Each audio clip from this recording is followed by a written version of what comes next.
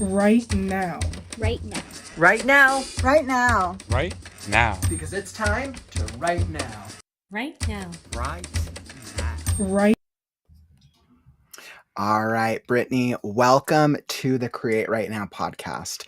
I am so excited to be able to dig into our conversation today and really explore how I can become my own hero. I know so many writers in the community are really trying to overcome so many mental health opportunities and challenges because writing a book takes time, it takes energy, it takes resources and all of the things. So for our writers just joining us, I have to know, what is the secret for writers to overcome fear and limiting beliefs? Thank you so much for having me. I'm excited to be here. And, I think it's a tough question because I think we always want like the magic, silver bullet. And the secret is you just have to keep going. You have to do the work. There's no magic silver bullet that just solves everything. I wish there were. It's like a silver bullet in the gun. I wish there were.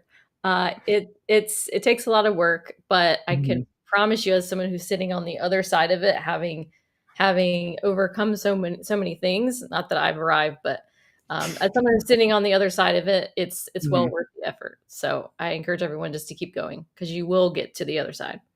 Where and I know you've been on quite a journey to get to where you are at. Was it something that you realized early on, or did you have to have like this aha moment? You're like, it's all solved now, or do you still not know it and you're still just figuring it out?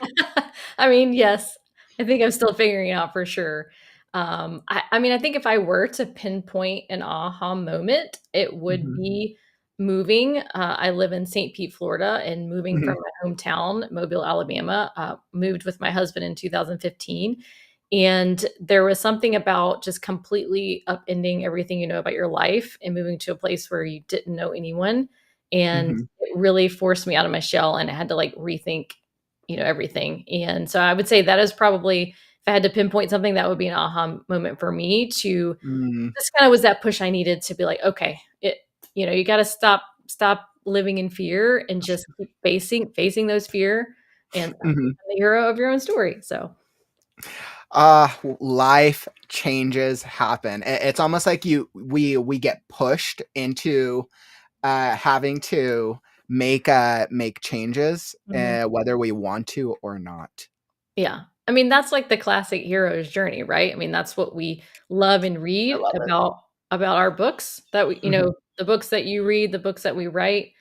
And the reason why that resonates is because it's real. I mean, that's the stuff that we all go through. It's that inciting incident that makes you, like you said, it pushes you to make a change.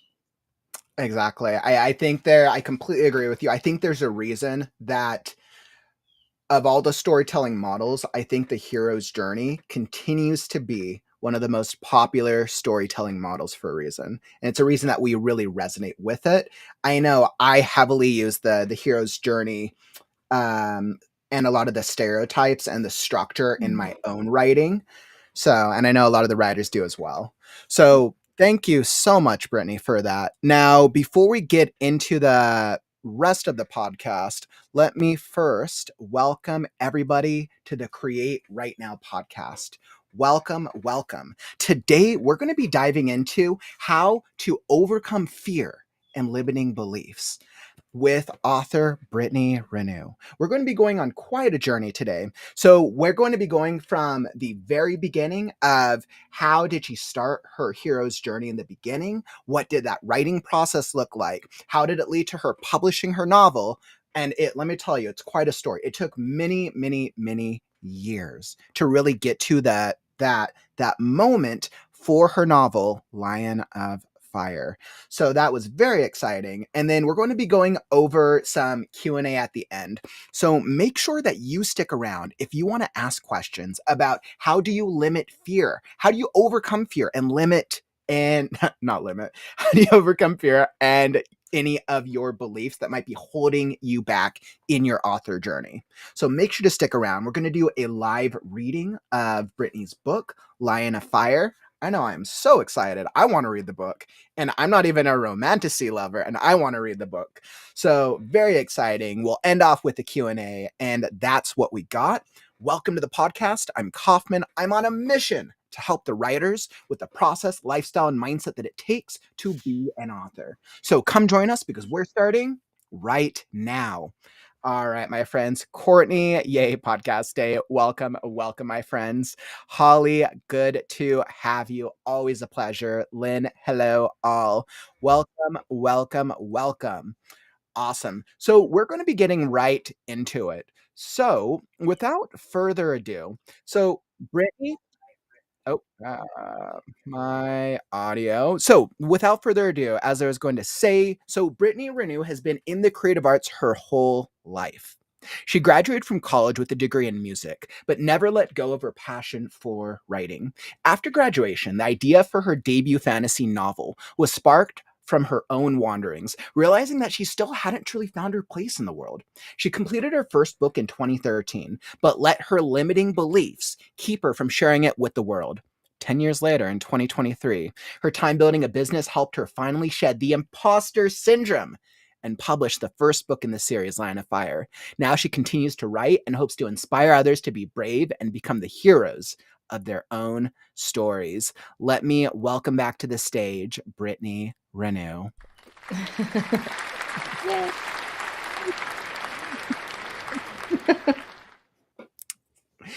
Brittany, thank you so much for joining me today. I know I always start with the top question at the podcast, but I'm really excited to hear more about your journey. Thank you. I'm super excited. I think, overcoming that imposter syndrome and limiting beliefs to realize a dream of publishing my book. It is literally a dream come true. And I think 10 years is a big gap between finishing a book and sharing it with the world. Mm-hmm. But I know I'm not the only one with that story. I mean, right? Mm-hmm. That's like, I hear that from other writers I get to talk to. So it's ultimately it's encouraging and inspiring to me to keep going because I can see how I've overcome all those challenges when I look back. And it just encourages me to keep going. So I'm really, really excited to continue to grow as an author and as a writer. And I think that's really inspiring because you've been on the journey for such a long time, and you allowed yourself to be like, all right, it's been a while, and you still push through, and you got the book published. I know earlier before the podcast, I know you're talking that your second book might be coming out later this year. Yes. Yep. It's so exciting. It's very exciting. I haven't Mhm. released an official publication date, but it is definitely planned for late fall. So I Mhm. will definitely let you know when that is an official date. But so I think that's been a cool thing. I've finished writing book 2. I'm going through an editing process currently, Mhm. and it's just been really, really cool to be at this point in my journey. And I can say, wow, because I stuck it out and I did overcome my fears, I'm now about to release a second book. I'm like, Man, that gives me chills thinking about it, right? Like that is so cool because it shows how much you've gone through. yeah. And it's like if you could like teleport back, and which I have teleportation magic in my book. So I'm like, if I could just teleport back to my Yes, I love it. my younger self and say, hey, it's gonna be okay. Just hang in there. So Well, I'm definitely going to have a couple questions about the publishing side of it and where we're at currently. But let's go back to the beginning. When we think about the beginning of the hero's journey, the call to adventure and discovering the writer within, what would you say first? Oh, shoot. What would you say first sparked your love for storytelling? And when did you know you wanted to be an author? yeah, I mean, I definitely was someone who was into reading and just like creating my own little worlds from an early age. So Mm-hmm. that was definitely something I did as a kid. And I think I would say probably into middle school is where I started really getting into kind of the creative writing portion. And Okay. definitely high school was when I felt like it really solidified of like, okay, I enjoy creating these stories, creating something new, creating something from Okay. scratch. And then, at that point you've got teachers who are starting to encourage you and they see that stuff in you. So I think that was kind of like a catalyst for me, was probably, probably like high school time frame. Okay. When did you come up with the idea for this series? Yeah. So this series, I had the idea in 2009. So This was after Chronicles I, of Narnia? I'm trying to yeah. think when Narnia was out. Yeah, I guess so. Yeah. So 2009, I had 2 years prior, I'd graduated college. And so Mhm. kind of the premise for this book was, I obviously just graduated college. I was supposed to be an Mhm. adult in the real world now, and I still felt like I didn't know what my place was. And I went to school for music. I wanted to be a Mhm. professional singer. Like, I just had all these big dreams, Oh and wow. Okay. So you went for music. I Okay. did, yeah. And I was an English minor. Okay. I did a master's program in creative writing for 1 semester after I graduated. Again, just trying to like figure out what I was supposed to do with myself. Hmm. And when I had a dream about Riley and Emma, the two main characters, and Ooh. Okay. literally had a dream about a wizard and a human, and what would be like the natural complications of two people from two different worlds that Hmm. became friends and started having feelings for each other. And so Hmm. that was kind of the premise, was I literally had the dream about the two characters, and it just started off the brainstorming for me. And like I said, what really unearthed all that was my feelings of like, I know I'm meant for more, and I just can't figure out what I'm supposed to do with myself. And so that is the Mm. journey that Riley Jordan, the main character, goes on as he is a senior, his senior year in college, about to graduate, and he still doesn't know what he's supposed to do with himself. So That never happens to college students, does it? no, never happened. Like, again, it's like it's such a relatable thing that I'm Hmm. sure so many of us felt it, particularly when you're graduating college, and you're, again, supposed to be an adult at that point. You're supposed to have it Hmm. all figured out, but you never do. And so I know I've looked briefly into Riley Jordan and the Fire Prophecies, which is the series for it. I know it's a fantasy adventure. Mhm. You shared that it's a romantasy. What and I think that's really cool how that idea came to you. But what drew you to the genre? What made you decide that you're like, I really want to play into this genre specifically, as compared to playing into like a different style? Yeah, that's a good question. I always was drawn to the fantastical, like, I'm a huge Lord of the Rings fan, Star Wars nerd, so, like, Oh, you know what? I'll cheers you to that. Lord of the Rings yes, for the win. absolutely. I mean, I had a life-size Legolas cut out in my dorm room What? that You had people a would, like, life-size Legolas? That is so cool. yes, people would come to my room to, like, check it out. So, Mhm. yes, there's that. Wow. You know, of all the side note, of all the actors that I met Orlando Bloom. One Really? time way back in my career, and the first thing I turned, I'm like, oh my god, it's Legolas. It was like so many years after, and he just laughed. He's like, That's I so get that all the cool. time. Yeah, I'm sure. That's so cool. Hmm. But yeah, so yeah, Lord of the Rings, Hmm. Star Wars, like that was the kind of stuff that just, I loved that. Just the action adventure, the Hmm. magic, like that's what's so fun about world building for me, is it's like I get to make it all up. I get to figure out what I want the rules to be. So that's, I mean, it was only natural that I went into that genre for Hmm. sure. And so this question comes to mind because I know we have a lot of readers in our community, and who really like spicy content. Mhm. Is there spicy stuff in your series? Yeah, so I categorize it as slow burn romance, and Okay. And book for 2. somebody, just assume that Kauffman reads zero romance and does not understand those tropes. Yeah, so when you think about slow burn, it's like the building up. So like you Hmm. as the reader can see what the characters aren't seeing, like what Hmm. they're not realizing about their relationship. So you're going to see Riley and Emma start to go on that journey in book 1. But Hmm. book 2, now that I've written book 2 and it will be out in the fall, book 2 is what's going to be called closed door. So Hmm. it's like low spice, Yep. for these terms that we kind of use in this category. So it won't, there won't be anything like what we would call graphic. Mhm. And that's just kind of my writing style. I Mhm.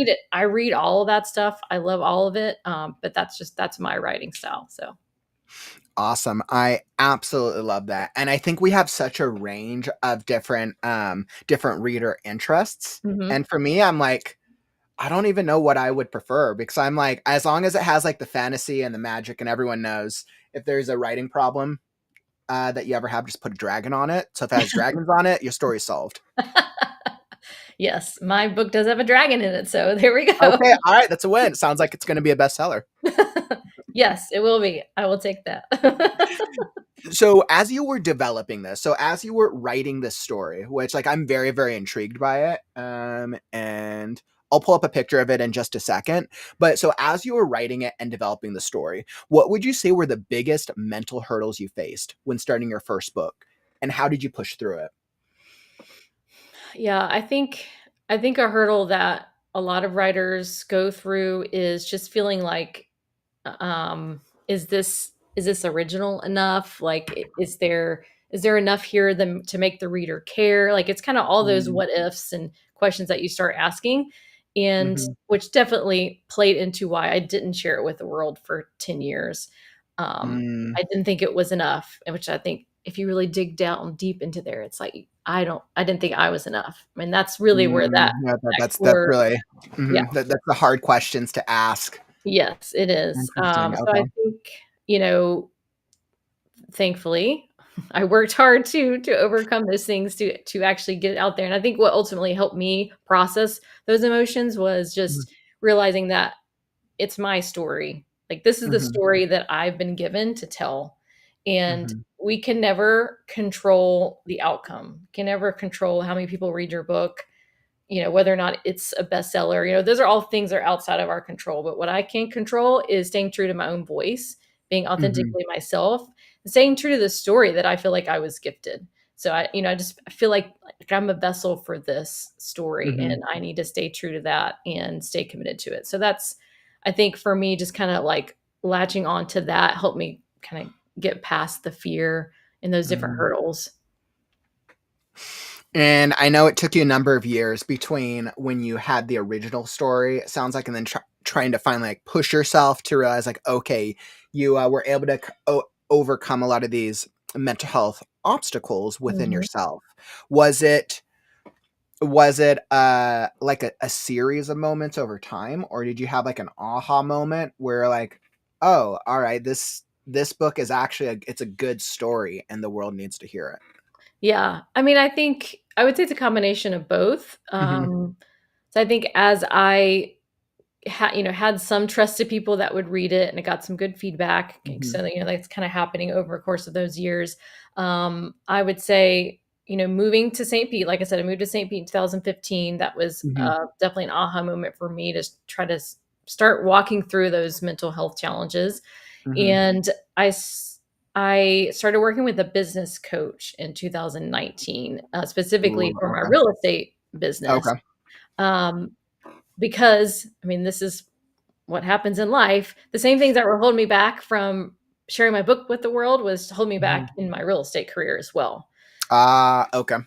It's like, if fear of success, fear of failure, fear of rejection, it's Mhm, like all those natural fears, I was getting in my own way, even with having mhm, success in real estate. So when, and then at that point I knew like I needed some external help with this. So, and I've done mm. therapy before too, which big proponent of therapy. Yes, Absolutely. yes, yes, yes, that is always completely agreed. Yeah. Everyone should be in therapy. Yes. But Mhm, yeah, business coach is different because they're going to help you unlock some of the mindset issues that you have specifically around success, mhm, and, of course, help you with strategy and stuff like that. So working with my business coach was definitely an aha moment for me to do a lot of work to overcome that the imposter syndrome that was holding me mhm, back in a lot of different facets of my life. And he knew about the book, he knew about my passion for writing, and he was like, you keep talking about this is something that you're really passionate about. He's like, mhm, you got to just throw off all those expectations that you're putting on yourself and the pressure and just get back to writing so you can like rediscover the joy of it. mm, And once I did that, it just like it unlocked so much stuff. And I really fell in love with the story all over again. Really, and that was probably like 2013, 14 or so, and this was like early 2020, which Mhm. COVID. So COVID was definitely played Yep. a role in that because we're all, Mhm. we're all questioning our life choices at that point, I think, when COVID hit. So yeah, he pushed me to dive back into the story, Mhm. just for myself, just do it for myself. And once I did that, like I said, I fell in love with it all over again. And then it just, it began that journey to, okay, what if I actually did make all these changes that I know I need to make? What if I actually Mhm. did pursue publishing, So, and here we are. Yeah, that's actually really, really powerful. So when we think about overcoming, when we think about really battling that inner critic, and I know this is something that so many writers deal with. And I Mhm. think what's really powerful from what you've shared is that you recognize that it was not about the writing, that it was about you within. And it took you Mhm. many years to really realize that through your business, and that it also translated to your author business as well, which Yeah. is absolutely incredible. What when you were doing the work of overcoming these fears, these insecurities with your coach, what would you be able to share specifically, like what limiting beliefs you had to unlearn about yourself in order to embrace your identity as, I put you as an author, but we could say as an author, or even as a business Yeah. owner, As an entrepreneur, as an absolutely. entrepreneur, absolutely. Yeah. I mean, I think I mentioned this earlier, like not feeling like you're enough. And I think that that's like a big underlying current there. I mean, that was probably one of, that my voice didn't have value, that I wasn't enough, that people wouldn't care what I had to say. I mean, I think those are all the things that those were the lies that I was telling myself that I Hmm. had to unlearn. And I mean, it's just, again, it's like, regardless of what level of success externally that you might Hmm. have in the world of, in the publishing world, everyone's voice matters. Hmm. Everyone's voice matters. And there's a reader out there for every author. So I think just that's the kind of stuff Very that true. I started to just slowly learn and just treasure, and it just kind of chiseled away at those limiting beliefs. What was it really just a matter of what for you, was it a matter of like, I just need to take time and think about these things. I've had this realization, I need to think about it. Or were there any like exercises that you did over time, Yeah, or that's a for good. anybody who might be dealing with these same insecurities, because I see writers dealing with these same things all the time. I'm like, I know the solution and I can tell it, I can say do this or this, but people have to be in the right place. Yeah, that's a good question. For me, I found that positive Hmm. affirmations, and a practice of gratitude Hmm. and journaling, that's the kind of stuff that really helped me Okay. unlock, because I think it's about reprogramming your brain at that point. Hmm. And so it's the negative thought pattern that you've got to start interrupting. And I think the best way to do that is by creating a discipline and practice around journaling those positive Hmm. thoughts, affirmations, and just reflection time, and gratitude plays a really big role in that too. So I literally changed my routine. I Hmm. got up earlier. I started a gratitude journal. I was Okay. writing out affirmations, reciting those to myself every day. Like, I just got into that new discipline, and Mm. that's why it takes time, because it doesn't happen overnight. But if Mhm. you will commit to doing a new discipline like that, you're gonna start to reprogram your brain. You will. I mean, Mm. there's science behind all that stuff, which I'm not an expert on, so I will not speak to, but go look into it. But yeah, it takes time, but if you will Mhm. commit to doing that, you will definitely make progress. I completely agree with that, and I think I think for a lot of people, it's first making that recognition. So, like I heard in your story that you had to first recognize it and then figure out how to take action, and Yep. then also understand that it takes time to Yep. achieve results. Yeah. And that's hard. Our society I mean, is, a lot of people want the solution. Like they're like, I'm feeling this way right now. I want to solve this problem right now. yeah. Again, Mhm. going back to the magic silver bullet that we referenced earlier, like that's the world that Mhm. we live in. People want that cure, and it's just that's not the way. It's not the way it works. It does take time, but that's why it's important to not give up. I say this a lot, and I learned it from another who I consider a mentor, someone who has a podcast. Her Mhm. name is Jasmine Star. Definitely recommend everyone check her out. She's amazing. But I credit this quote to her, and it's you can't lose if you don't quit. And so I Mhm. really took that to heart whenever I heard that from her, and I was like, Oh, I love that's that. You it. can't lose if you don't quit. Yeah. I like that. Because again, you can never control the outcome. You can only control your actions. But Mhm. so if you don't quit, I mean, you're gonna keep making progress. You're gonna slowly push that boulder Mhm. down the hill, and then it's gonna pick up momentum from there.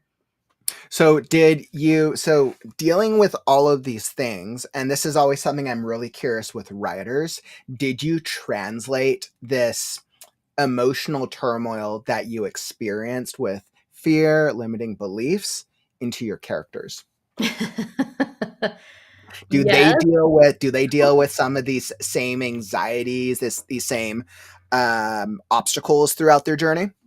yes, and I don't think that I really understood how much I was putting that into my characters Mhm. until book 2. Okay. Because I'm working with an amazing editor, and we're actually doing a combination of editing and coaching together. Mhm. So this is a new editor than I had from the first book, and she has really helped me understand, like, how important character development is and really understanding your characters and what their core wounds are and Mhm. their limiting beliefs that they have about themselves. And so as I've done this deep work related Mhm. to Riley and Emma specifically for Mhm. book 2, "Whoa, I'm actually having a therapy session right now. That's wonderful." So you feel like you're working with your editor, and then in the other chair is your heroes. You're like they're kind of part of the conversation. Yes, yes, 100%. So, yeah, I think every writer puts ourselves into our characters, and that's not a bad thing because it makes them relatable, and we want the Mhm. characters to be relatable. I mean, that's what drives readers to wanna read them because Mhm. you're gonna see something of yourself in any character you Oh read yeah. or watch on a movie for that matter, so I absolutely love that. And I know we're going to hop into the publishing side of the journey shortly, but this comes to me. It's like I know you've been on such a journey trying to go through this and understand yourself and then translating into your writing. Do you still deal with imposter syndrome? Now like now that the book is out there in this whole world of traditional indie self-published. yeah. Yes, I mean, I definitely still deal with it, and I think the reason why it crops up is just playing the comparison game. Mhm. You're on social media or you're interacting with other author friends that you've developed a relationship and you see the success they're having, and you're thinking, "Ugh, can I have that same level of success?" Or like, "What am I doing wrong because I'm not Mhm. having, the impact that they're having," or whatever, and it's like, we always have to remember that everyone's journey looks differently. But Mhm. yeah, that's definitely something I still deal with, and I think it's just important to always go back to, like, the why, like, Mhm. you know, why is this story important to me? Believing in my voice, believing that what I have to say matters, and Mhm. believing in the impact that I know my story has. And so I just have to kinda keep coming back to that. And just, the joy of writing, the joy that I feel for writing. And just, again, it's just kinda like just tapping back into that helps a lot. It helps to spell the comparison game and the fears. I absolutely love that. So what we're gonna do, Brittany, we're gonna hop into the publishing side of it. I'm actually Mhm, really curious to learn more about this part of the journey. But mhm. first, let me just do a quick shout out. If you are enjoying the stream, we are just talking about how Brittany has overcame her fear and limiting beliefs to create her novel and to get it out there. She's currently working on her second one, and it has been quite a journey. If you are enjoying the conversation, if you're getting value out of this, make sure to follow and subscribe. We're here with the podcast a couple times a month now. We are currently partially into season 2. If you want to see more author interviews, you want to see more things like this, follow, subscribe, and you'll be alerted when we go live. All right, perfect. So with that, Brittany, so when I think about the journey through fire, and we know that writing a book, publishing a book, and going through the whole process has its challenges. It is definitely not easy. I think a lot of writers want it to be easy. What would you say were the biggest challenges you faced during the writing and publishing process, and how did you overcome them? Yeah. I think it's hard to know what path to go on. And it took a lot of soul searching for me to kind of come to that answer. When I finished the first draft of the book in 2013, I did query agents. I spent about a year or so querying agents, looking for that like Okay. traditional publishing contract and all that. Which, thankfully that didn't happen that way, because I wouldn't be here where I am today. Like I said, the book went through some changes. So I'm glad I was able to become the person I needed to become the person I am today to be able to make book 1 the way it is and to be able to write book 2 now. Okay. And That makes yeah, sense. so I'm very thankful for how things ended up going. At the time, that was really, really tough, because the rejection that you deal with, I mean, anyone that's done any kind of querying, the rejection is like, it's terrible. Oh, God. So Were you querying to, did you query to the big, the traditional publishers, or were you going more towards the indies? I'm pretty sure I did all the big ones. Yeah. And of course that was, I don't know how much the indies were, there was probably less indie publishers at that point. I mean, that was 10 plus years ago at this point. But yeah, so I think for me, once I got to, it was, like I said, it was about 2020, and I kind of picked up the book again and just started falling in love with the story all over again. And I decided, okay, I'm going to do this. I'm going to publish this. How? It's like, if I'm going to publish, okay, how? What's the next step? So started researching again, and I just decided that I was tired of waiting for someone else to give me permission. Okay. So that is why I decided to independently publish on my own. And then I started researching that and realized that there is 1,000,001 steps to publish a book by yourself. A lot of steps. It's a lot. You're talking about, I thought when you upload it to Amazon, it just sells itself. Yes, exactly. So thankfully, I had a friend who had already published through a small press here in St. Petersburg Press. And they offer a very affordable servicing package to help you get from A to Z. Okay. Like, literally, I mean, they're so wonderful. Just hand holding you through, okay, what font do you want? Cover art, formatting, copyright, ISBN, like all of these decisions that you have to make, that I'm like, what color paper did I want? Interesting. Okay. Like, there's just a million details that go into it that you don't think about when you're having to do that all on your own. So what was that, essentially an indie press that you partnered with? Yeah. But like I said, it's a servicing package. So you're paying for, instead of having to, it's a one-stop shop. So instead of me paying for someone to format the book, paying someone else to do cover art, I'm paying one company to do all the things. Okay. And they're a local company, which is really important to me. Being in real estate, St. Pete. You want to support local business. Absolutely. So, and it's fun because they do events and stuff that you get invited to. So it's like a little community within our community. Interesting. So yeah. So and I think a lot of authors forget that. Yeah. In the online world, in the digital world, a lot of authors feel like, I have to do it all online because Amazon is online. But there are so many opportunities for a local strategy. And I think that's really powerful beyond just the book launch. Absolutely. Yeah. So that's been my, of course there's an online strategy, but really diving into the local community has been Mhm. a big area for me that I found a lot of success in. And thankfully, because of my real estate business and my real estate podcast that I had, where I, was out there promoting our small business community, I had Mhm. already built, had a lot of connections. And so that enabled me to kind of have like those warm introductions with some of our local bookstores and just kind of all that stuff to really like ramp up that process for me.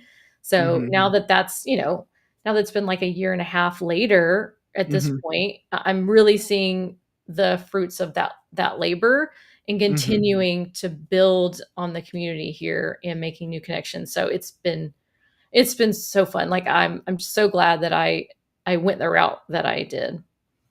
I absolutely love that. And I think that's actually really interesting that you found, as you shared, a one stop shop to be able to get the rest of your book. It sounds like formatted, cover art, probably helped with marketing, community, Uploading on Amazon, Ingram, I upload. mean, Yep. literally all Mhm. the things. It was amazing. And for me, it made, Did you made more still sense. essentially you paid them for the package, but Mhm. you still owned all the rights? Because like Exactly. a lot of indie publishers is essentially they give you a contract, but you generally still keep a large portion of the rights. It's like an equal partnership. Yeah. But this way, you still own everything. You're just paying for the service. Yep. It's like I'm running my Interesting. own business. I'm Mhm. just paying for someone to help me get it off the ground. And that's I'm so essentially, intrigued by this. yeah. Yeah.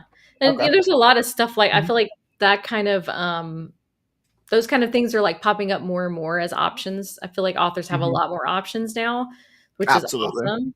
So yeah, Mhm. it was definitely the right decision. It didn't make sense for me to take time out of my real estate business to figure out how to format a book. So that's why I chose to go the way that I did because it made more sense for me to hire the help I needed versus me trying to learn how to do it on my own. And it's to each their own. I know other self-published authors who have done everything themselves, and that's awesome. So All right. So like I absolutely love that. I think that's really intriguing. So like I know for a lot of authors or a lot of writers who are trying to look and don't really understand the value of the community. And I know you mhm. just touched on it briefly. I'd actually like to dive into that a little bit more. Yeah. But what role specifically has community played in your writing and publishing journey at large? Yeah. I think, success does not happen in a vacuum. Mhm. It's really hard to be the lone wolf Mhm. and go it alone. I would not recommend it. Definitely would not recommend it. Mhm. So I think it's huge because you never know what, like, first of all, you never know what kind of impact you're having on Mhm. someone. Often it's later when you kind of understand the impact that you're having in someone's lives and Mhm. vice versa. So I think it's just like coming alongside each other and being each other's cheerleader. It's going to have like a ripple effect of value in your Mhm. life and the other person. So like that's my number one thing. I mean, that's how I run my real estate business too. Like it's Mhm. relationship first and then everything else will follow. So if you just Mm, focus okay. on building relationships, you don't have to worry about anything else. So, attracting the right people to you. Mhm. I'd much rather attract the right people to me than have to be out there like, pushing and pulling and all of that. So that's my approach to life in general. And that's my Which approach. that's an awesome approach, by the way. I absolutely love that. Yeah. So yeah, that was a kind of a natural fit for me because that's just how I operate. So yeah, Mhm. big believer in building that community Mhm. and supporting other people because Mhm. they're going to in turn be there for you. So with a lot and so do you consider this a couple of different communities? So between your readership, who's probably one type of community supporting you, as compared to these local communities it sounds like that you're supporting, what have you learned from these different communities? Yeah, that's a good question. I think I struggled with this. I feel like I'm just now really starting to understand it, but I struggled with it Mhm. for the past like year and a half with Mhm. publishing the first book is realizing the synergy in my Mhm. world because it's all it I'm at the center of my world like as far as Mhm. bridging the gap between all these different facets Mhm. with real estate with the book, I'm a wife, I'm a dog mom, I'm a friend, I'm a sister, I'm a daughter. It's like we have all these different hats and Mhm. we have to remember that we're at the center of all that. And so they're not all separated. They're not all in silos. And I really struggled with putting them in silos for a long time. So that helped me a lot, is just kind of try to marry all those things together. And Mhm. so, And create you know, kind of like one overarching identity in a sense. yeah, exactly. So yeah, so it's twofold. There's an audience that I've built online, and then there's an Mhm. audience that I've built locally, but it's still me. So I'm just myself with Mhm. everyone. That's what I try to be anyway. Just be authentically myself. Are there, so with your local community and a lot of the stuff that you've done in person, are there specific things that have brought you a lot of value, whether that was from the book launch or whether it was like in-person events? What would your Mhm. recommendation be to authors who might be who might have access and might be in an area where they can reach out and find it, but they don't Yeah. know where to go, what to do? Yeah, I think I have relied on building, like with building relationships with other local authors is really nice because you can kind of like band together and Mhm. do events together. So having like multiple Oh, that's authors at interesting. one event really Okay. does help because you're going to draw more people there Mhm. typically. Especially like, being relatively unknown, Mhm. it's going to help when you have like multiple authors together. So I Mhm. found that is a successful way to do things outside of like a book launch, something specific, but just in general, trying to do book events with other authors. And so that's what I had the most success with. And it's like, as you kind of get into those circles, you just start to get invited to more stuff. I mean, it's a snowball effect. It doesn't happen overnight, like we said earlier, but you do one event, it leads to the next because you're making that connection and then you make another connection with someone else. So it just kind of all builds on each other. Interesting. So when you say a book event, is that like I'm just going to go network with these guys and we're going to go write together, or is this like we're going to go connect with a local bookstore and sell our books to a community?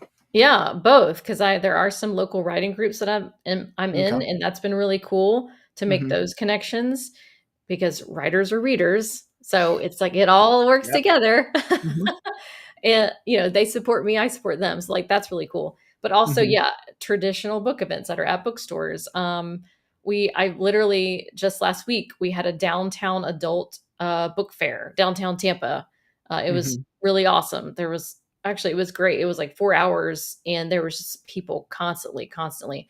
So, the traditional book fairs, and I did Tampa Bay Comic Con in August. I'll be there again this August. Ooh, that's For me, exciting. Okay. yeah, it was awesome. For me, I'm fantasy, so that was like the perfect fit. So I think depending on your genre, just being mindful of that, of like what's a good event that might, would be kind of fitting within your audience.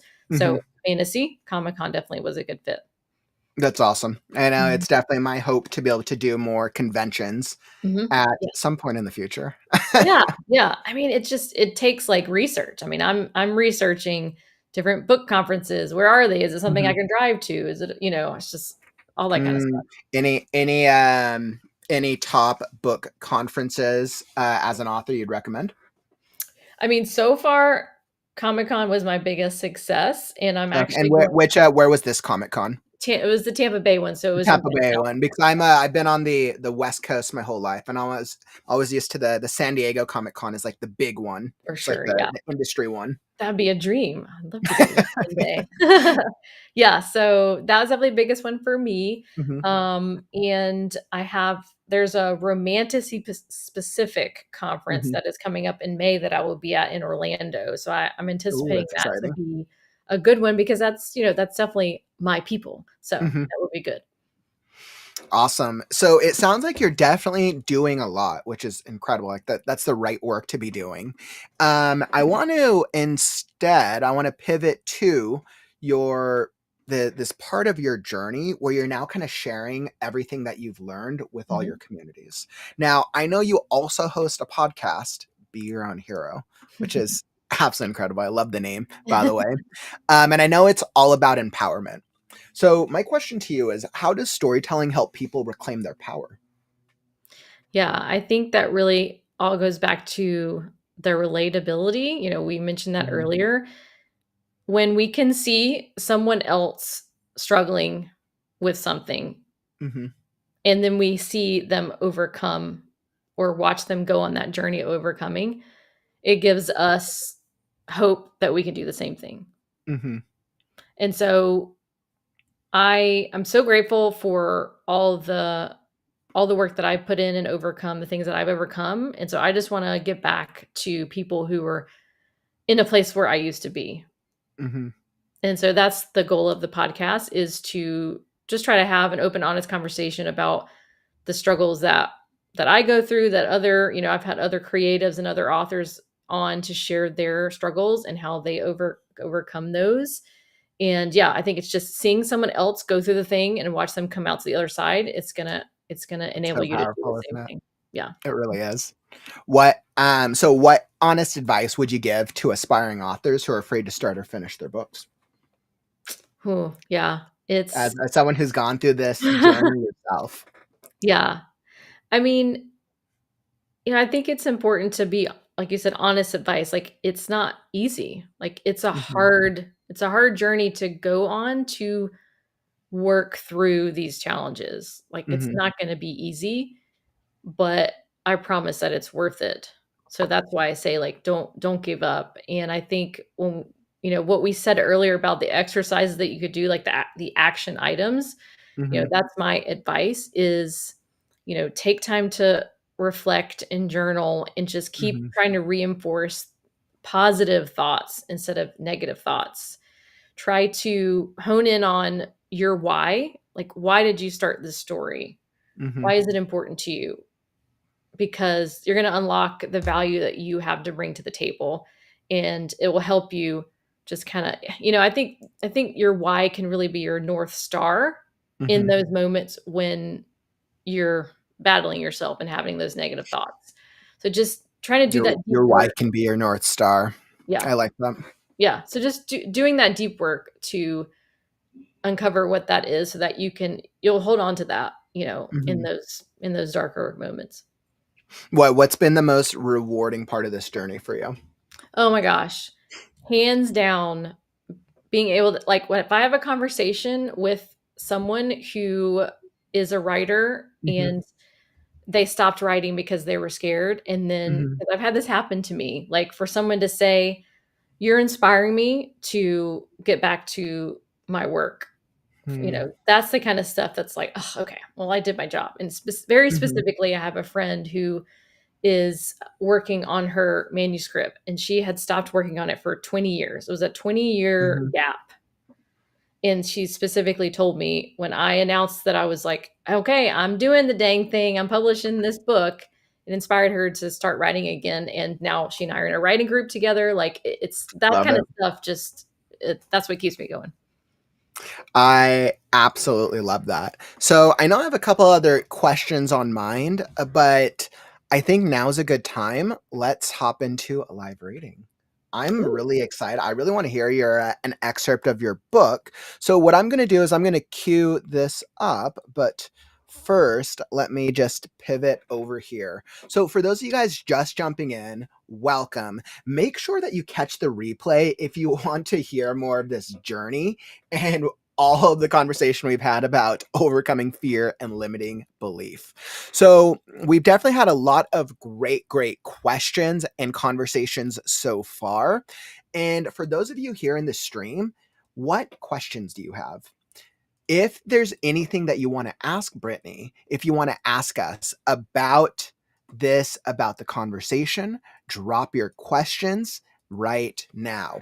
We'll be doing a live Q&A after the live reading, so definitely let us know what questions are on your mind and we will queue those up. So I have it all queued up right here. So we're going to be doing a live reading. Oh, I have to reshare my screen. Perfect. So what I wanted to do was pull up the cover, Lion of Fire on Amazon. Perfect. So I'm going to pull this up here.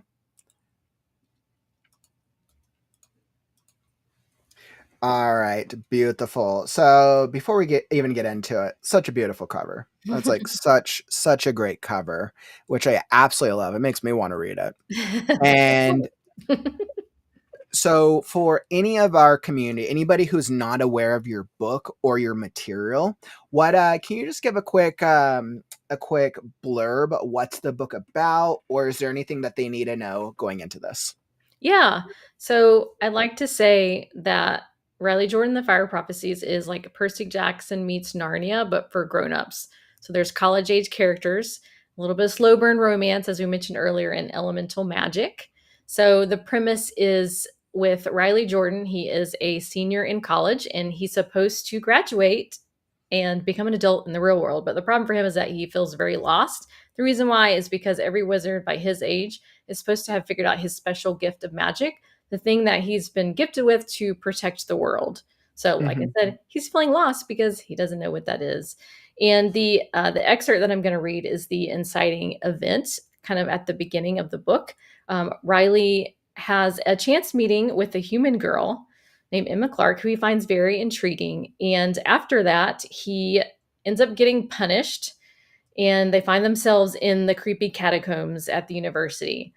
And what happens is a ghost grabs hold of him and gives him a vision. The vision is of a dark wizard trying to destroy all humans. And come to find out, Emma is in that vision. So that is the premise for the book. And the excerpt is that inciting incident right after Riley had been possessed by this spirit and given this vision, and some bad things happened in the graveyard. Oh, scene in the graveyard. All right. Well, I am all set on my end, and you can start whenever you're ready. Awesome. All right. So yeah, Riley's going to be here with his friends and the head of security, Mr. Black. The five of them hesitantly walked over to the tombstone again. Riley pointed it out, and Black read the inscription. Beatrice Jones? Bound to a gift, he muttered. Come on, I'll need to check out this Jones lady in one of my books inside. They had turned to follow Mr. Black back to his office when the entire section of ground they were standing on started rumbling like a high-magnitude earthquake beneath their feet. All five of them fell over and were jerked forcefully as fizzers raced across the ground, threatening to pull them under. Riley tried to stand up, but his legs felt like jello. Black was screaming at them to get back inside the building, his voice drowned out by the sound of earth tearing apart. Making matters worse, high-pitched shrieks reverberated across the graveyard like 1,000 souls were trying to break free at once. Riley managed to get to his feet again, his arms falling forward for balance. His head rang with all the screams. He looked at Mr. Black, who was helping Caleb stand, and their eyes met. This was bad. We have to get out of here, Black yelled with a look of desperation. The five of them turned to run towards the catacombs, ironically now their safety. All these spirits are trying to get out, he shouted above the noise. Black didn't expound on the matter, but he didn't need to. Riley knew what the danger was. If they didn't make it out of there fast enough, these spirits could overtake them and drag them under. Why these spirits would want to do that, Riley had no idea, but he didn't need an explanation to understand why that might be bad for their health. Ghostly hands emerged from the ground as the wizards ran through the graveyard. One hand reached out and grabbed Riley's foot as he ran past, bringing him to the ground. Riley looked around in shock, wondering how all this was possible. Before today, Riley had assumed ghosts couldn't actually touch people, not that he even believed in spirits in the first place. But being grabbed by a ghost twice in one day, well, that just might make a believer out of him. Thankfully, Logan was at his side in a flash and drew his sword out of thin air. He slashed down at the base of the hand wildly, narrowly missing Riley's foot. They heard a scream as the hand recoiled. And ghosts can be hurt with a sword, Riley observed aloud as Logan helped him up. This is officially the weirdest day of my life. He and Logan hurried to catch up with the others. When they were a few steps away from the catacomb entrance, Black pushed them inside. Riley stumbled onto the earth and ground and looked back to see him standing in the entrance with outstretched arms. Cesare Spiritus Retorna Magnum, Mr. Black shouted. The quaking stopped abruptly, and the shrieking spirits simultaneously descended back to their resting places with a loud crack like a lightning strike. Black leapt through the doorway and waved his hand, shutting it behind them. He turned to face them, gasping for breath as sweat ran down his face. Keep moving, he got out. Still in danger here. No one hesitated. They hurried back down the long hallway through the drafty catacombs. Riley felt as if each skeleton's head was turning in his direction, laughing at them as they rushed by. He almost tripped again as he ran. He feared something else might pop up and grab him. When they finally made it through the door, Riley breathed a sigh of relief and collapsed onto the floor in exhaustion. His head was pounding and he couldn't help but feel violated. What the hell was that? Logan got out between breaths. Black was shaking his head, and Riley noticed he had a dazed look in his eyes, like his worst nightmare had just come through.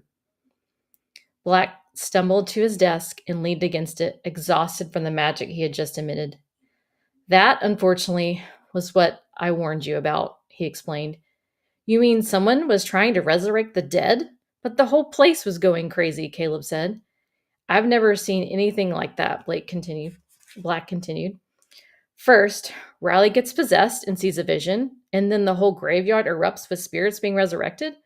I don't know what to think. Only a powerful person of magic could have conjured such a thing, or a complete idiot that tapped into more power than he knew how to handle. Well, we've got plenty of those around here, Caleb said, cutting a glance at Logan. Hey, what you looking at me for? Asked Logan. I didn't do it. No one thinks you did, silly, Madeline answered. But Caleb's right. Someone could have been messing around and accidentally summoned the whole graveyard. I guess, Riley agreed, but he was doubtful. That would be too big of a coincidence for their luck. Why would someone want to summon spirits?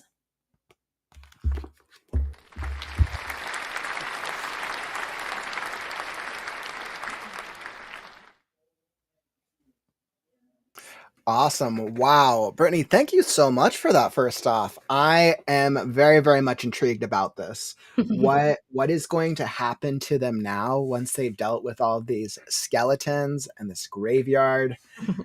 I'm very intrigued personally. And I think what I really appreciated, like we get a lot of different types of storytellers, readings, books in early drafts and later drafts in the Right Now community. And I really appreciate your style. You have a very clear, easy to follow style that is also feels like it was engaging for me. I really liked the word choice. I'm such a visual person, so being able to see the words on the screen personally, Yeah. I feel like that the imagery for it was very, very clear. Thank you. That means a Mhm. lot. I really appreciate that. Mhm. Have when you do readings of it, is that usually your go-to section for the reading? That one, and then I have another one later in the book where the dragon appears for the first time. So that's another fun one. Oh, all right. I want to hear about the dragon bit. Yes. That is so cool. I know when you were reading it, I was asking myself, I'm like, all right, so the spell that he was shouting, Mhm. I was like, how many times did you probably have to like make sure you were pronunciating that correctly? Did Yeah. you create a whole language for the magic? So the way my magic system is set up, It it's feels a really little what's Latin. It feels like it has that Latin. exactly. Yeah. I Mhm. kind of just riffed off Latin for Mhm. those spell, like the words, incantations that I needed. But primarily the magic rules that I have set up is really the power comes from within. So Mhm. and that goes back to the special gifts of magic that these wizards are supposed to have been blessed with. So Mhm. it's like it's really something power that's coming within, which is kind of the Percy Jackson reference. Mhm. So that's kind of how I have my world set up. So you're not really going to see like all these incantations and spells being recited throughout the book where you're learning a language and all that kind of stuff. Mhm. Awesome. So I'm so excited about that. I want to read it. Is there Good. so it's available on Amazon. Yeah. If people want to go check it out, how can where can they find out more about the book? Where they find out more about you? Yeah. So the easiest thing is I reference my website because it's got like all the links in one place. So that's Mhm. thefireprophecies.com. I am on social, of course. So you can find me at Brittany Ranew Author on all the main social platforms like Instagram, TikTok, Threads, all that good stuff. Perfect. And I literally, Brittany, author, perfect. I just dropped that down in the chat. So that's linked down in the YouTube description for anybody who wants to learn more. I also just dropped it down in the chat for anybody who wants to go check out more about Brittany, go purchase the books. It's available on Amazon. And what formats is it available under? So it's a ebook. Yeah, so Is it that is on Kindle Unlimited. So it's on Okay. Kindle Unlimited. And then you've got your physical copies, paperback and hardcover. Mhm. That's available online wherever you shop for books. Okay. And with the hardcover, that was kind of a special edition that I came out with last year, and it has a universe map inside of it. A universe map. Okay, so what is a universe map? Yeah, so I'm like, I know what a world map is, right, for most of our fantasy stories, but universe, so then it's going to take place in multiple realms then. So my story is set up where New York City is the hub, Mhm. and there's portals that connect off of that. Mhm. That's the journey that the characters go on. So the Mhm. universe map it has New York at the center. Lastoria is the portal world that's connected to New York, where Okay. they have the university. And then there's other points on the map that's going to be like the journey that they go on. So it's a mixture of magical realms and real world settings. So it's magic Okay. in the real world that you're going to see in the book. But yeah, they're going to be portal hopping throughout magic realms and real places. Wow, I absolutely love that. I'm even more intrigued by this world. I know I want to check it out. Um, Awesome. So very, very cool. And I think now's a great time. So anyone here in the chat, if you have any questions, drop them down in the chat. Let us know. Do you have any questions about overcoming fear, about the journey, or about Lion of Fire, or anything related? Drop them in the chat and I'll queue them up. So one of the things that comes to mind, and I always have to ask this for any fantasy-based author, the magic system. Yeah. I know you mentioned elemental magic. What type of magic system is it? So is it just an elemental magic system that you're employed? And then how are you bringing it to life in this series? Yeah. So yeah, there's special gifts of magic, and I'll just, share what some of those are. So you're going to see a prophecy wizard, you're going to see a warcraft wizard, you're going to see a healing wizard, nature wizard. So that's kind You of say a where Warcraft wizard? A yes. prophecy, a warcraft. I love that. Yes. You're referencing the different types of wizards. Yes. So that's kind of where I get the elemental magic, because it's really like very clear affinities for power that you're going to see different wizards, have throughout the book. Interesting. So let's say you have a wizard, and when you say an affinity, so it's like an affinity to like a certain element. So we have like fire wizard can Mhm. shoot fireballs and do fire magic. Yep, exactly. Yep. Oh, Yeah. I And love that. there's base level magic, so there's definitely Mhm. things that they kind of all can do. Okay, so everyone can do spell level 1. Yeah. Yeah. Everyone can do like spell level 1 and 2, but you need to go into your affinity to cast the Yeah. your ultimate magic. It's kind of like levels of Mhm, power, if mhm, might think of it that way. mhm. Well, I'm curious because I always wonder this with elemental magic because I employ a type of elemental magic in my own fantasy series. Mhm. What elements do you rely on in yours? What are like the elements? Yeah, I mean, I think that's why I went to like nature wizard, warcraft, fire. Mhm, Uh, it's kind of like the I love to write action, so it's like those mhm, elements that are so fun to write like battle scenes with, because you mhm, could have water exploding, you could have a mhm, thunder cloud being summoned, lightning crack, like you said, fire, like that kind mhm, of stuff's like really fun to write. So I think that's why I kind mhm. of gravitated towards that. And I can definitely tell just from that live reading, that was a very clear action sequence. I felt like I knew what was going on and I was engaged. Oh, good. So That's very, very understandable. awesome. And it looks like we had a good question here from Courtney. Let's see. How would you react if fans did what they did with London for your books? Platform 9 3/4. How would you react if fans did what they did with London for your books? Oh, like specifically like in New York City or like the portal. Yeah, that would be really cool. I mean, I think anytime a fan like has a positive reaction and they like they pull an element from the book and like showcase it in the real world somehow, Mhm. like, oh my God, that would just be that'd be freaking amazing. That'd be awesome because I mean, essentially that's kind of that's almost like for your attention for your readership because your Yeah, readership is so enthusiastic about yeah, it. Is yeah, there so you mentioned that the place that it takes in is New York. yeah. And that so that is that the setting of the world Yeah, where it so starts? So very specifically, the portal entrance that takes them to Lastoria is through Belvedere Castle in Central Park. So Central Park Ooh, okay. has a very prominent role in the book, and Mhm. there's another portal that they use in other parts of the book in the conservatory garden Mhm. inside Central Park. So like that's like I said, that's kind of like the main hub. But yeah, Mhm. Belvedere Castle. So like specifically with that question, Belvedere Castle, like that'd be so cool if someone like was sent me a Somebody went picture and, of like, like, took a picture in Belvedere Castle or Central Park. That'd be so cool. yeah, yeah. What made you decide, New York for the setting? Why, New York? Why not just like, "I'm gonna go create a fantasy town somewhere?" Yeah. I have always been a big city girl, like big city dreams kind of girl, which, I went to school for music, wanted to be a professional singer. Mhm. And so, and there is a Broadway element that is in my books as well. Riley's dad used to work on Broadway, and Ooh, Emma do is we a have any, queer. are there any songs in it? You're going to get more of that in book 2.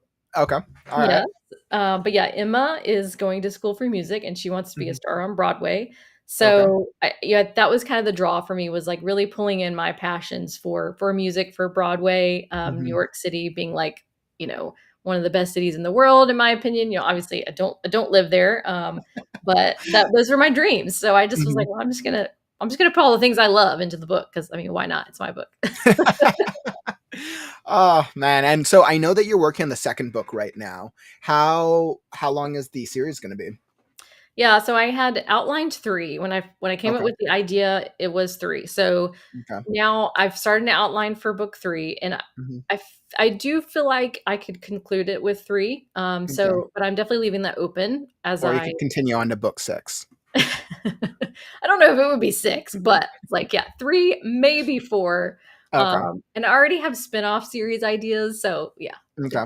it's a whole world that's kind of been opened up, and it's really exciting. And has the some of these spin-off ideas come from your enthusiasm for certain characters and moments or from, your readers' reactions?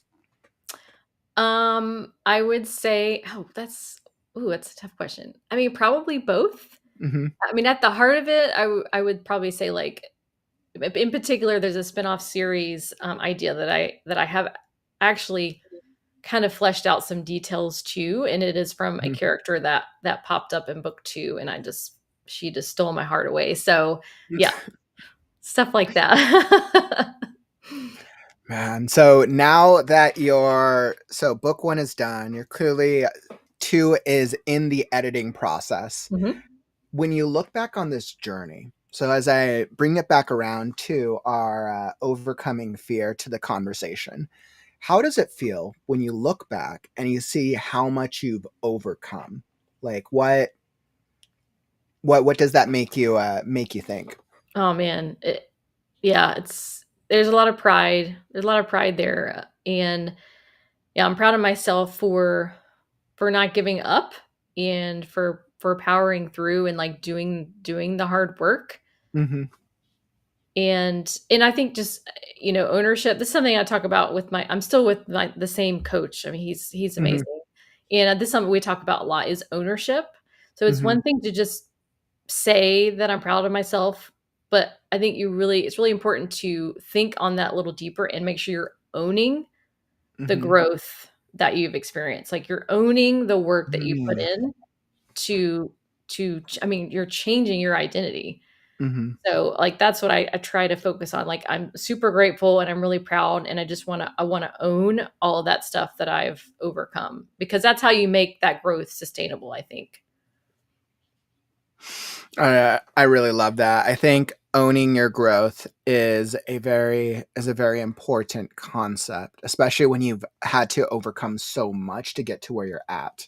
And I know Mhm. this is all part of the journey. So does Yeah. it make you feel prepared for what's to come?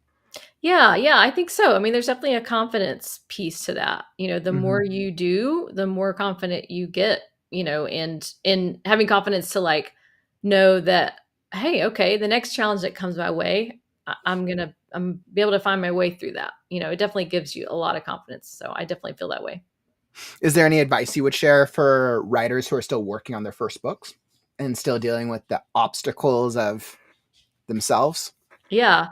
I think I would go back to the writing groups. I mentioned that I'm Mhm. in some writing groups. I think that's really important, especially as a young writer, just Mhm. kind of surrounding yourself with other people who are doing the craft, because you'll be able to learn from each other, Mhm. and you'll be able to get feedback. Because I mean, I'm thankful to have had like a handful of people in my life in the earlier stage that I trusted, that gave me some good feedback that I was able to use to make book one as good as it could be Mhm. at that point. And like, I'm experiencing the same thing now, having the right people in my life to give feedback so I can make book two the best. And so I think, yeah, we definitely just getting involved with some other writing groups, it can be hard to receive feedback, but I think, because it's that fear of rejection that kind of comes up. Mhm. But the more you do that, it gets easier to hear, because you start to understand that it's not like a personal attack, and you can start to kind of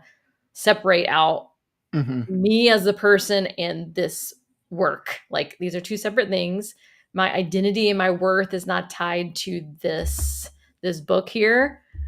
And if I can separate those two things out, it's going to help me like hear that feedback and the constructive Mhm. criticism, and make it better. I absolutely love that. So it sounds like your number one piece of advice is a community. Finding a community that's going to provide either um, networking, support, or Mhm. feedback. Yeah, I think so. I mean, I mentioned this earlier, just like relationship focus is definitely like the way I like to do things. And I think that's a good way to put it. Just community first. I think that's gonna help a lot, no matter what it is, whether it's writing or something else. And I know Courtney here asked another really good question. So Courtney asked, can you go into your advice for a right now conversation on beta readers and the best way you found them? And for Brittany, so for context, on yesterday's stream Mhm. during our book club interview, a question that came up was beta readers. Mhm. In talking with a lot of beginner writers, 'cause I attract writers of a lot of skill levels to this community. We tend to see a lot of writers who are also working on their first book or early books. Mhm. And a problem that I see consistently, and maybe you do as well with your communities, is a lot of writers trying to find good beta readers, trying to find people who can actually give them good feedback, Mhm. either finding people who don't deliver on it, Yeah. or people who don't deliver the type of feedback that they're looking for. Yeah. I don't know if you've seen something like that yourself, but there just seems to be a gap with finding quality beta reading. I have seen that too in the groups that I'm in, Mhm. and I do think it's a struggle. I think what I lean towards is I would rather rely on other writers versus Mhm. just beta readers, because I think that you're going to be able to get the feedback that you're looking for and the honest critique from another writer versus someone who is just, reading, and hey, I mean, I love the fact that there are beta readers. There's readers who are willing Mhm. willing to do that and kind of come alongside Interesting. that. So you're thinking that it's a beta reader is going to be a little bit more be able to provide better feedback if they're a writer. I do think so. I mean, Interesting. I don't, to be perfectly honest, I don't have a ton of experience with that. Mhm. And I'm not planning on doing a big beta reader push for book two either. Now I Mhm. will be doing arcs. So like, when the book is actually finished, Mhm. having that initial, kind of like the street team, if you will, try to Mhm. grassroots effort with that. But yeah, I'm relying on, my editor the editor slash coach that I'm partnered with, and um, a couple other trusted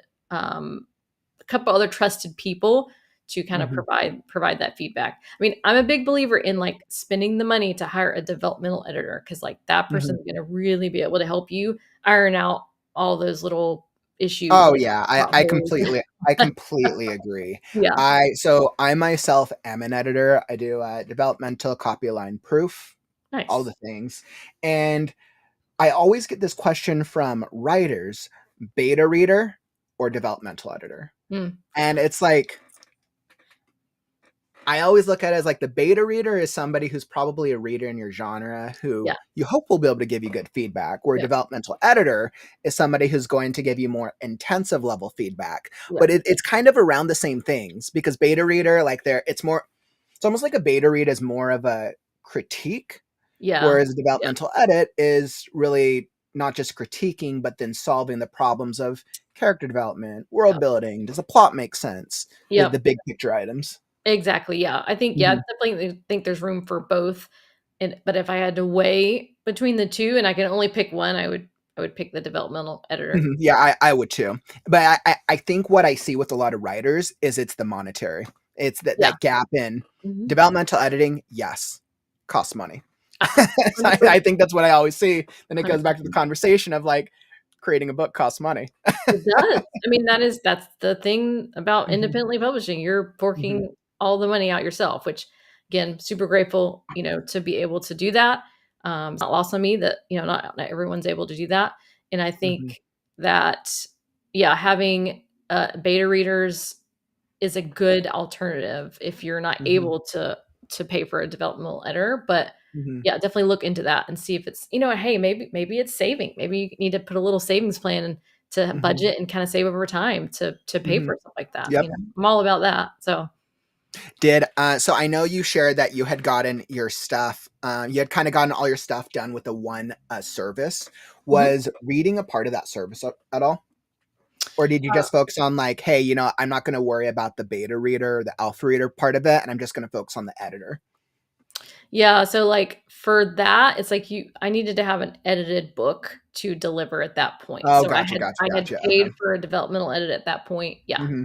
So Yeah, I was curious because I know I've generally skipped the alpha beta reader for my book because mhm. I feel very confident in the stories, but I'm going to get an editor for the process. Yeah, yeah. Hmm.